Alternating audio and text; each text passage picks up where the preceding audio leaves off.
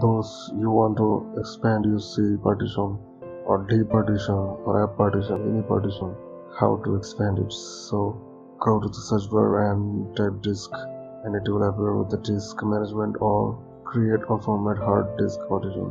And there you can see new volume with F and C volume has 300 GB.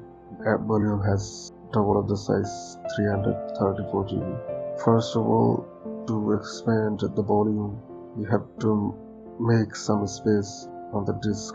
To do it, you have to right click on this volume, which volume is bigger than other volume, and then click on shrink volume and then put the number of the volume and then shrink.